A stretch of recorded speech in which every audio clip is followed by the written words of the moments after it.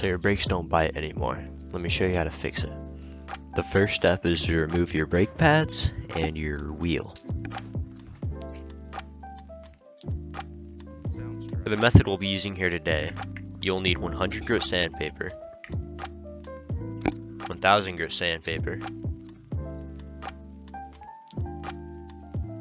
your brake pads removed from your brake calipers, and rubbing alcohol on a paper towel to clean your brake rotors. As you can see here, the brake pads have this glaze which is inhibiting the amount of friction they can have on the disc rotors. This is the reason your brakes don't have that same bite they used to.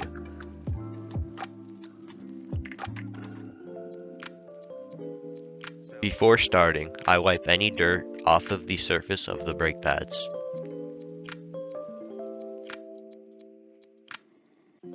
Once clean, I lay the 100 grit sandpaper on my work surface and sand down a thin layer on the brake pads.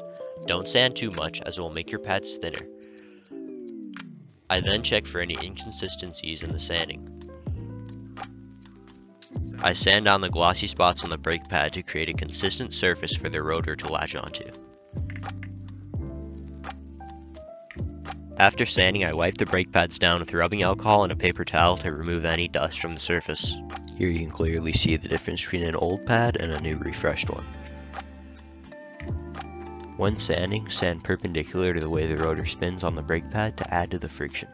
Sand vertically, not horizontally, for optimal results. Once we are done servicing our brake pads, we can move on to the rotor. With the wheel out of the bike, we can first begin by sanding down the rotor with 1000 grit sandpaper.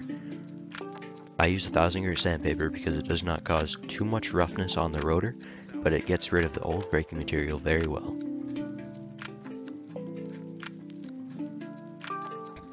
When the sanding is complete, we can wipe down the rotor with rubbing alcohol and a paper towel to get rid of any of the old dust and grime. When you reinstall everything back onto your bike, you must re-bed in your brakes. I do this by going at a moderate pace and lightly squeezing my brakes to lay an even amount of braking material across the refresh disc. I do this 10 to 15 times, and then you may enjoy your working brakes.